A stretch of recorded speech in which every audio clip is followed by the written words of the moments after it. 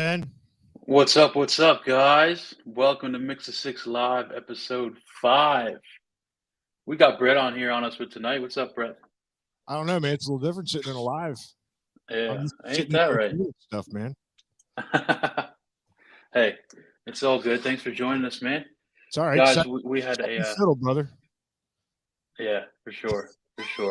We had an awesome guest lined up. Not that you're not all, you're awesome always, Brett, but we had a guest lined up, but they had to back out, unfortunately. But looking to do some business with them in the near future. So no hard feelings there. We are still rolling through a 6 pack tonight. So let's get it started. What do you think, Brett? Yeah, heck yeah, man. Let's keep it rolling, buddy. Let's get started with at Central PA Pour on all social media, wherever you get your podcasts. Sub to us on YouTube, please. We really appreciate that. We just cracked 100. We're almost to 120 now. You know? I haven't checked it lately, so hopefully, I think last time I looked, we were about 116. Yeah, one. Yep, that's about right. So any help there is appreciated. Any likes, shares on the social platforms are appreciated as well. A shout out to Gallo Glass and our boy Jay for that awesome badass intro music we got going on there. Oh, dude, Scraps. I I want to sit here and jam, man. When I heard that, so I saw you head bobbing down there in the studio. So we are going to get it started with Avalon Ale House. They are opening up in Hanover, PA, by the end of December. cool. So as you guys have noticed, we like to try to give a shout out to the new places opening up, as all of Pennsylvania is a hot spot for this industry. So shout out to Avalon Ale House in Hanover, and check them out in the next few weeks as they get opened up. I know that's one of your favorite spots, Brett, isn't it? Hanover over there. It's a pretty Yeah, got a pretty concentrated Hanover's pretty area. good. We were up there Saturday, and we gave dropped our donations off to New Hope Ministries, and I'm like, well, I'm going to swing by. It's after 10. I did run into Sandy from Fat Bat, so Awesome. spoke to her a little bit. They got some stuff going on, and Zyken was the only one that was open. They had the men's soccer game on. Of course, the USA lost that game, but so I went in and had a Yeah. beer. The lumber hill or lumber gel. Oh God, I could have drank another one of them. 9.5%, man. Oh man, I just realized I don't even have a beer. Look at me messing up. I got one, buddy. What are you drinking tonight? It's from Snitch Creek. It's their FTIG lager, which, if you don't know, it's Fort Indian Town Gap, which is up here in Lebanon. It's a Marzen style. It's not bad. I mean, it's got a little bit of a sour note to it. Well, maybe it got spoiled. I don't know, but it's not bad. But yeah, cheers. Cheers, guys. Let us know in the comments what you're drinking tonight. I fell in love with the Mars and Lagers this year, dude. I've been like looking for darker styles the past few weeks, and I cannot get enough. I seen you check one of those in that we had for Oktoberfest that you had at the Drachenmeyer or whatever it was called. Yes, I think I still got one in my fridge. So that's good stuff. Next up on our 6 pack tonight is the Breweries NPA Reader's Choice Awards. They are 14 14 topics, I believe there are. I'm going to rattle some of them off here. We got Best Brewery, Best Tap Room, Best New Brewery, Best Beer Garden, Best Lager, Best Destination, Best Collab, Best Stout and Styles, and so on and even Best Food. So you can get on Breweries NPA and vote until the end of the month. The nomination process has already happened, so you're going to have to go and vote for the nominees until the end of the month, and then they do a great job of highlighting the great people across this industry in Pennsylvania. Speaking of that, that's where we started this whole venture. We used that as our information. Yeah, absolutely, and that was one of the first, if not the first, topic of our first outline for our episode about a year ago. We're coming up on 1 year, man. I think we released that episode right after Christmas. Yeah, I think so. So we're going to do something special. We're going to do something special for our 1 year. So you have to think about what you want to do for your live. Like, hey, we've been on the air for a year. Yeah, for sure. It's been a whirlwind of a. Yeah, we have, for real. It's been great. So let me see. Next up on the six pack, we have Liquid Noise Brewing Company out of Marysville, and this is some unfortunate news. They announced that they are closing shop a little bit shy of their 3-year anniversary. Um, Best wishes to them in whatever future endeavors they take on, but it's never good news to hear. And get out and support them before they close up shop officially. I believe you can check out their social media for their hours. And again, our condolences and never good. I think I've had a beer or two. They had pretty good stuff, solid beers. So yeah, I shot that to you when I saw it come up. Actually, the Beer Thrillers, I saw it on their newsletter, and they're going to be an upcoming guest. So Little sneak peek there. yeah, So this next one that I have on the six pack is Pilger Ruh Brewing out of Pottsville, and I just saw that they had a few fun events coming up this weekend. So if you're in that area, give them a shout. They got a Christmas market going on Saturday from 1 to 6.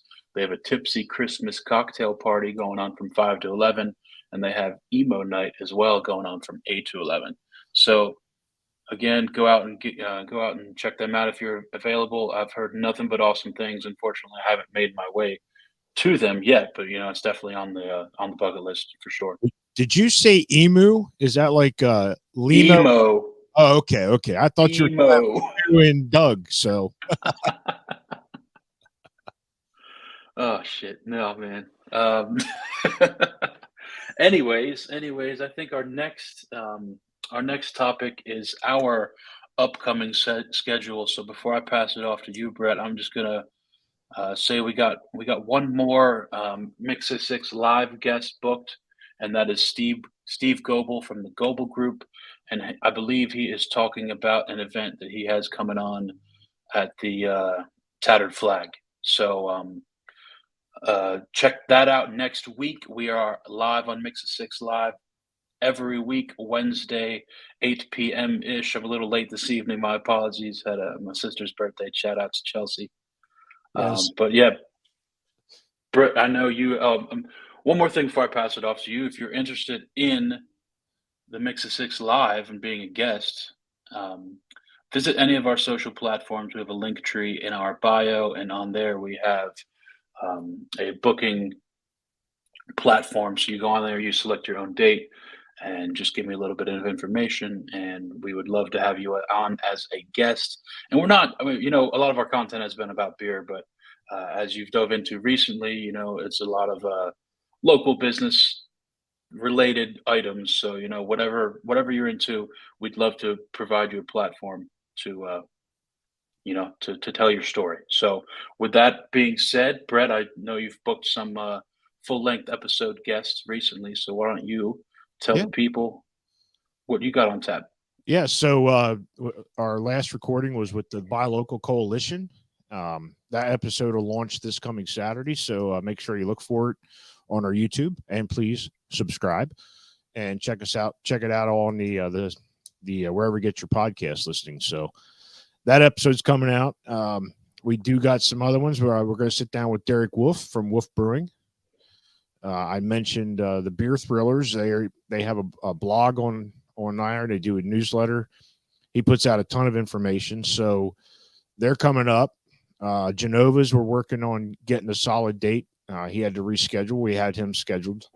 And then Tim from Molly Pitcher. So that's coming to be our upcoming ones. And I'm still working on some other ones. So Awesome. Well, that'll take us well past a year.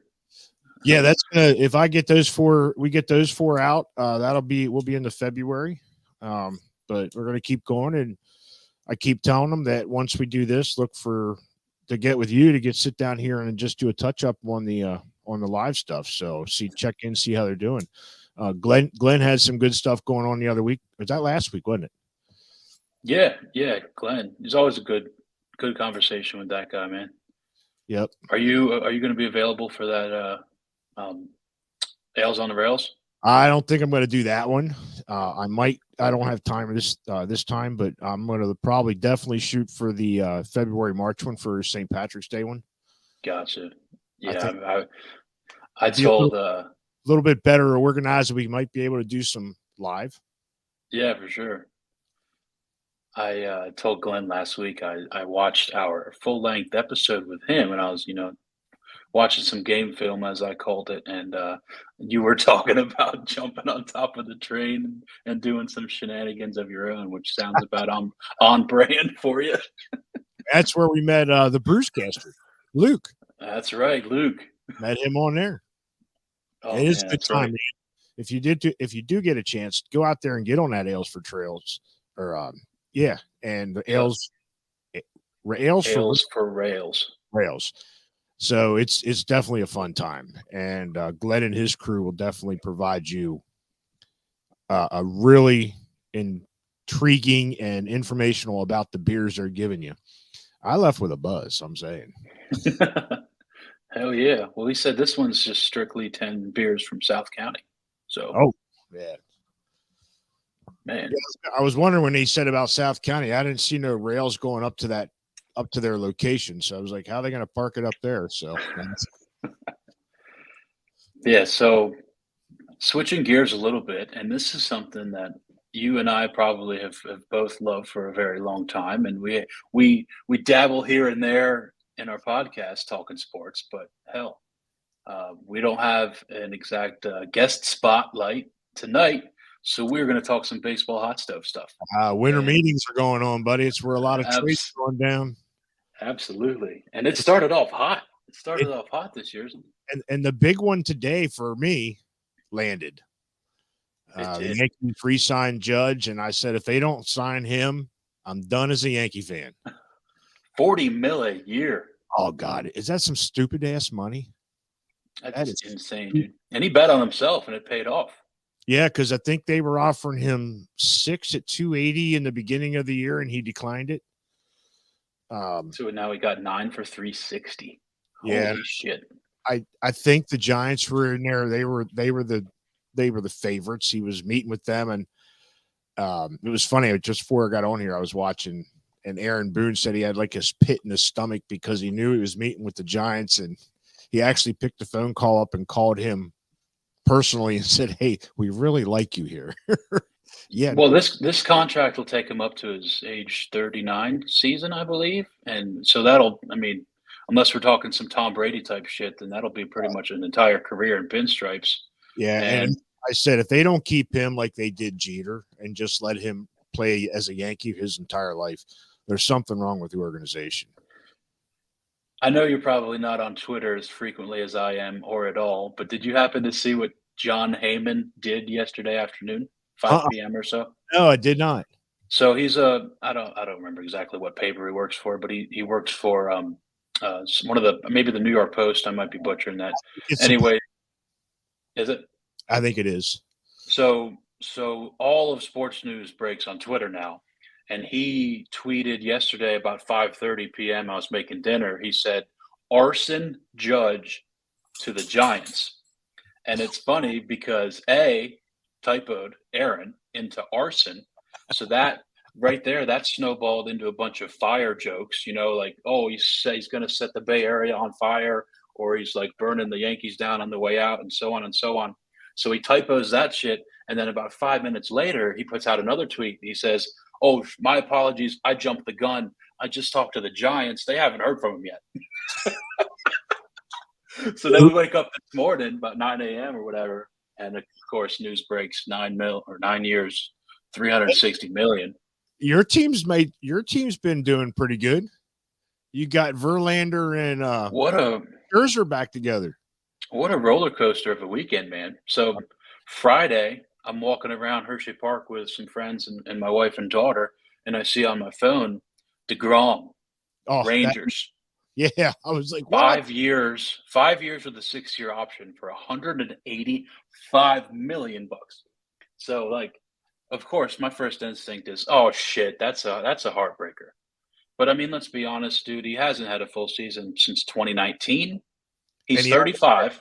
he hasn't had help either. the offense hasn't produced when he's on the mound. Well, I'm busting you. for sure. Even before, before the ownership change and before, they kind of came back to relevance a little bit the past few years, he didn't get help when they stunk. And honestly, when he was on the mound the past 2 years and they've been more competitive, he didn't get a ton of help either. Yeah. But my thing is, so that'll take him up to his age 40 season. He hasn't pitched a full season in 3 years. No. That's some risky shit, man. And he's gassing it. He's gassing it 100, 102. And he's been breaking down. And it's very unfortunate. And I will always love the guy, and I can't blame him for going to get his money. But that's risky business, and I'm content with them not offering him 5 years. 5 years. That's crazy. Yeah, 5 years. Maybe a 2-year. Another year or two would have been sufficed and put him in that rotation with Scherzer and now Verlander. Oh, dude, that's some crazy stuff. So yeah, dude, Monday morning, the news comes out, Verlander, 2 years for $86 million. Yeah. And he's going to be 40 by the time the season starts. Yeah, but that's insane. He's the reigning Cy Young now. Reigning AL Cy Young, and what? He's got two or three of them on his shelf from the Tiger days. And he's, like I said, he's 39, going to be 40. But his thing is, he's had Tommy John twice. Yeah, he had 2 Tommy Johns. 2 Tommy Johns, and the thing is, the second one, how many guys would have had Tommy John at 38 and just hung it up? A lot. And he comes back the full season and wins the Cy Young. Full season and wins the Cy Young, and now he cashed in for $43 million a year, which is nuts. And I think he's got a vesting option for a third year if he hits some innings limits. But he's not gassing 100 every pitch, man. He's finessing for 5-6 innings, and much like Scherzer, he's an absolute mad dog. He'll get juiced up, and if he's going in there in the 7th, 8th, and 9th, he'll tick that thing up to like 98, 99. Meanwhile, he's pinpointing everything else. He's throwing all this off-speed shit. Man, I'm excited to. But you got competition in the East, man. The Phillies have been loading up too. They got Trey Turner, dude. It's crazy. Them and the Braves, man. That once Harper got Tommy John himself, didn't he? So he's going to be back in like May or June. But yeah, that Phillies lineup is going to absolutely mash. And who'd have thought they'd have been in the World Series? But they hit lightning in the bottle at the right time, and they gave Houston all they had. I mean, they really did. I didn't think they had a chance against Houston because Houston was a buzzsaw, and the Phillies took it to them. They just ran out of steam. They didn't have the pitching to stay up.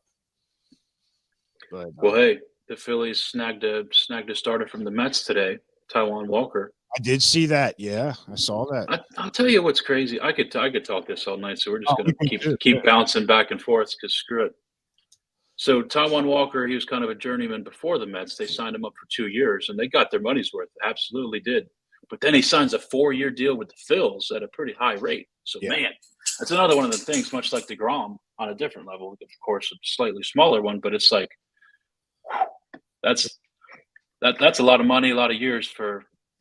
I wonder of the big free agents left are all shortstops. Correa, Bogarts, and Dansby, Swanson. Yeah. And wonder which one's going to fall first.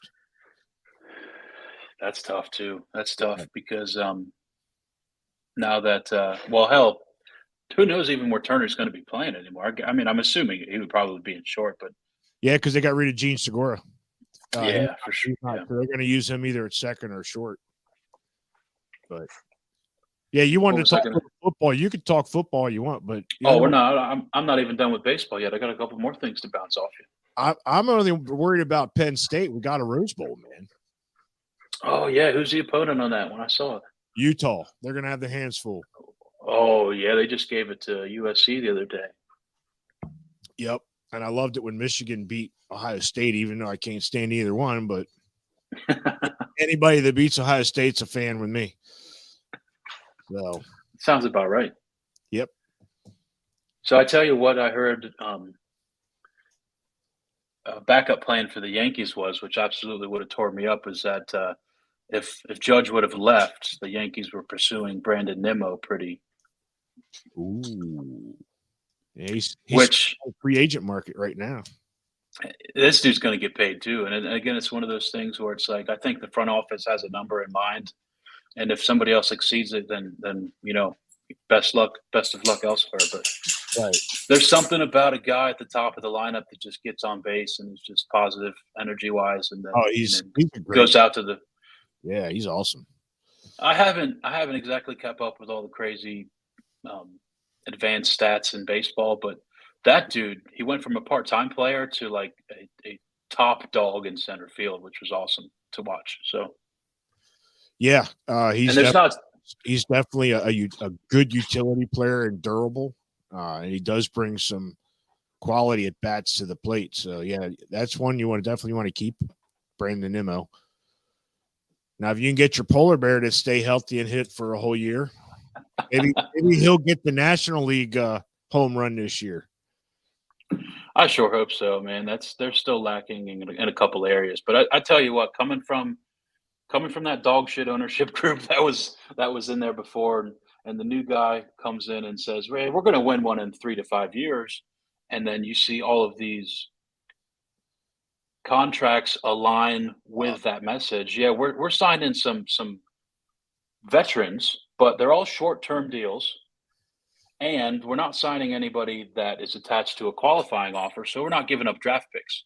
Yeah, So they're building that farm system, and they're signing the high veteran, the balanced veterans to get some wins right now while they're building their farm system up, and that's like what the Dodgers do, and you know yeah. Dodgers are losing some players. They're not going to be the team they were. they are. But I'm going to be interested to see with the new rules with the shift that they don't have an extreme shift anymore. How many more hits? The averages are going to go up. That is going to be something to watch. That's interesting. I hated that. I hated that. Did you? Oh yeah, I did. I hated it when I was coaching softball. They would do a shift like that, or you'd have 4 outfielders. You could bring one in to play the short field. Yep. Line drive, normally the base hit, they're catching it. So I think it's gonna be good. But the thing we got with Matt, that was if they did do the shift, if you're that good a hitter, lay a fucking bunt down the other way. You're going to get a base hit. But now I got swing for the fence. Watching the World Series and the rest of the playoffs, there are literally some big leaguers that can't get a bunt down. They can't. It's all or nothing. All or nothing. That's a lot of the Yankees. All or nothing. Well, bunting isn't going to pay the bills, but it's a part of the game. Keeping that baton going. What did I tell you when I used to coach you kids? I'll take 3 base hits because it's going to score me a run over one home run, which more of the time is going to be an out. I'll take 3 or 4 base hits in a row. I'll get you runs. So absolutely, that I do miss. I do miss coaching baseball with you kids. I miss really watching you boys play. That was fun. Oh yeah, good old days. I'm getting back around the game myself, so that's you're an assistant coach. Yeah, assistant JV coach. Oh wow! That's so cool. It's been fun getting back into it a little bit.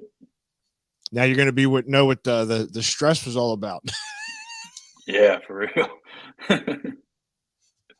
Oh man! So what else we got going on? Let's see. We talk some sports. I checked this beer in tonight, and I checked into Untapped usually puts those little news things out. Mm-hmm. So one of them was hop culture's top beers to drink around this time of year for Christmas.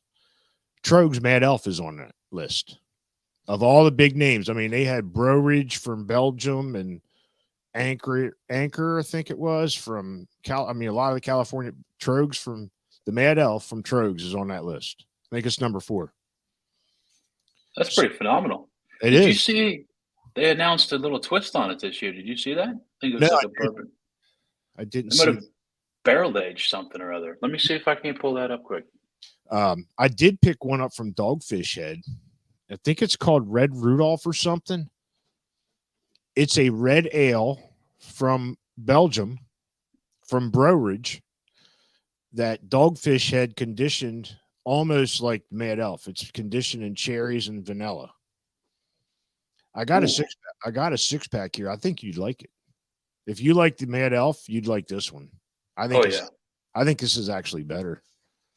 really, Yeah, it's pretty good. man. I got 4 left, so I'll save you one. I better hurry up then. Damn. So yeah, here, let me see this. I'll read this post off here from Trogs. In the spirit of mischievous fun that led to the first batch of Mad Elf, we've put a delicious twist on this holiday favorite, bourbon barrels. Oh wow, 8 that's months in the wild turkey bourbon barrels have brought a new dimension to the most wonderful beer of the year. that's got to be Available. 10% or more. Does it give it 8? Let me see. It does not. It's just a Facebook post, but it says it's only available at the brewery starting tomorrow. Guess you're gonna. I know where you're going. Hey, Oh man, that sounds awesome. yeah. So while you're up there, and get some of the double blizzard. That Yeah, that release what, today or tomorrow? yeah, man, they got it going on there. They really do. Yeah, Trogs does put out some good stuff. You know, we've highlighted them plenty on this when we were starting in the beginning because you've been up there, you like that place, and they put out some quality shit, man. It's just a fact. Um, maybe someday we'll get lucky and get those guys on. That would be sweet. I will say I went on the tour up there maybe earlier this year, and even the tour guide was one of the nicest dudes I ever met. Even and, we don't have to shoot for the big dogs all the time. Hell, we could take any. Like I'd come on here and say like, hey, we don't have to continuously bug the owner. We'll talk to anybody that wants to tell their story and We'll and, talk. and tell us their spin. You know, I definitely want to get down to see Emery down at Scrubbies. I just got to make a time to go down there. Oh yeah, Jason wants to get together sometime for a beer. He has another idea he wants to run by us. So I'll have to reach out and get with Jason and see what that idea is. So, hey, we got good things coming in 23. absolutely we do. I think with you doing this and we keep pushing out the episodes, we might reach that 300 mark. So let's see if we can do that. Got to keep pushing on. Yeah, and I think I mean I went back and I looked at some of the early episodes. I saw you were tagging them for you started that, putting our chapters in. Yeah. You're the one that did that. I was looking at some of those early episodes, even the one with Glenn and stuff down here. I'm like, oh man, we've come a long way, haven't we? We're starting to get better picture, better audio, and starting to mess around with it. So Yeah, for sure. Yeah, come a long way, and it's been a fun journey thus far. and we're making a heck of a lot of connections. That's the big key. So yeah, we were talking to them when we were doing our recording. We got Ales for Tales that they want us to come out to that. So not only that, we got the Brew Kids. We're gonna have to look at that Yorktoberfest. We could talk about this all night or at another time, but we're gonna have to start planning our calendar now. Yeah, no shit. Because Sally goes, "What are you gonna do? You're gonna plan what about your motorcycle ride?" And I said, "Well, I'll have to plan them around the podcast." So, and that's saying a lot. You know that coming from me if I'm planning a motorcycle ride around my podcast. Oh yeah. Well, hey, that's one step further than this year, right? Because you started planning them around where you can get a pit stop in and grab a six pack. Oh, that ain't gonna change. I mean, if I Oh hell yeah. need to plan a ride, guess what? I'm going to a brewery or a distillery. So either way, you're gonna go with me. So if you don't want to plan a ride, I'll plan it, but we're going somewhere I want to go. And I might have to go back up to Shy Bear. That was pretty cool. Shy Bear, and they're on that list quite a bit on those brewers in PA. Shy Bear's on there quite a bit. Oh yeah. I did see Poor Man's on there a couple times. I don't know if I saw Trogs on that. Oh yeah. Yeah, I'm pretty sure. They put up like the first day of voting results earlier today. I didn't get a chance to look through them all, but man, as always, it's a great list of establishments. I went through and voted. I think last year there was a lot more of the area that we're trying to cover on there compared to this year's list, but yeah, there's also a lot more breweries that popped up since last year too. For sure, and it's not stopping. No. But you got Alecraft coming in, and you talked about the Avalon coming up. So yeah, there's going to keep popping up. Unfortunately, you might lose a couple here and there, but Right. good industry. I'm hoping it doesn't peak and drop off dramatically. So that would be pretty sad. Yeah, for sure. You know, a lot of hardworking men and women behind the scenes are making these things roll on. So, Hidden Key Brewing Company as well. Yeah. Did you see a couple guys on there? They just I did. started following us and like, hey, dude, you see this? Well, we'll go up there and check it out. So That was pretty cool. That was the first, I think, somebody actually talking back and forth in our comment section. yes, we'll be like Anthony and have a little. What did he call those chat? What did he call those things? The chat rooms, but that's not what he called them. People were always in those rooms talking while they were doing their shows. So Oh we yeah. didn't get there yet. We don't have that. Now it's another Get there yet. We'll get there. interesting avenue.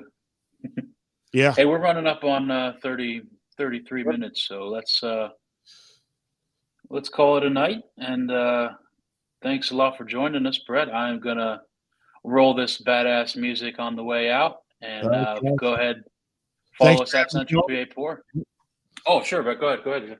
No, I was going to say thanks for having me on your live episode, Ben, and don't forget your line that you tagged and quoted. Remember that.